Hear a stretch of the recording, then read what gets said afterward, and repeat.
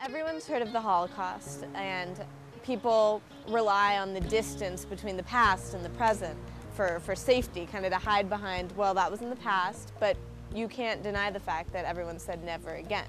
Never again, but it's happening right now, and students really need to listen up because there's something that horrific going on right now in Darfur. We just have to act now instead of wait and then say, hey, oh, we should have done something. When you approach people, they're like, how are we supposed to solve a genocide? The Student Task Force is just, we're a group of kids who really care about what's going on around the world, but right now we're focused on Darfur. Well, what can we do? You know, we're only students, you know, we're only high school students, but actually we have a big voice. A lot of things have gotten done by kids, you know, college students and high school students alike. We have changed America and changed the world. Other people are surprised when like young people like us are so involved in these issues. Students have always been the voice of change in our country. It was the students who got the Vietnam War to stop. The civil rights movement, students played a huge role in that. And now this is going on and students have to do something. It's our time to step up and act. I think that if we make enough noise, they'll have to listen. People underestimate our power. Nancy Pelosi, the Speaker of the House, said that the only reason Darfur was still on the agenda was because students, you know, were raising awareness. Don't underestimate us. We could make a difference. We actually formed a thing called Camp Darfur. It's basically 6 to 7 mock refugee camps that each represent a genocide from the past. Cambodia, Armenia, Rwanda, Bosnia, and Darfur. The whole idea is, you know, to really wrap your head around Darfur and not just that this is a genocide and here's a number, but look at this number compared to all the other numbers.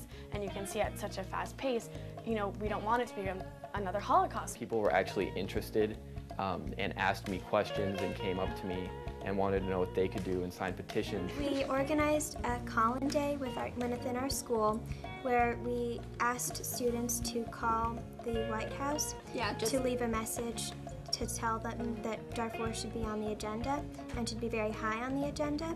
Every single message that goes to the White House is recorded. If you're 6 years old, you can write a petition and they still count your name. If you have a name, you can do something.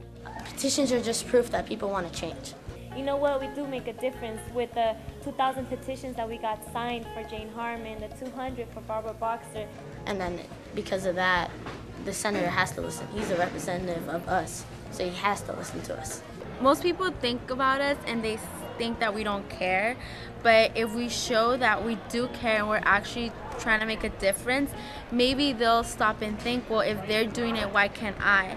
Like, we're in a bubble, you know, and we're trying to break that bubble. It's a remarkable thing to be part of something greater than yourself, knowing that there are other students working to end these violations of human rights. This was happening here, we would want people to help us. We would want them to care. We want them to try to help us like we're trying to help them. But a lot of the problems that you face as a normal teenager cannot even touch the problems that these people in Darfur face.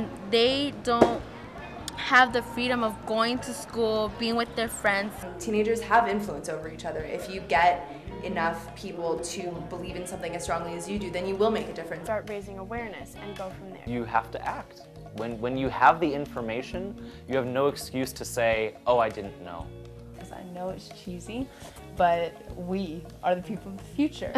There was this one quote, I don't know the full quote, but it said that I didn't stand up for one group that was persecuted, then I did not stand up for another group that was persecuted. But when it came to my group that was persecuted, nobody stood up for me. So I have to stand up for them so they can be able to stand up for me. That's how I look at it.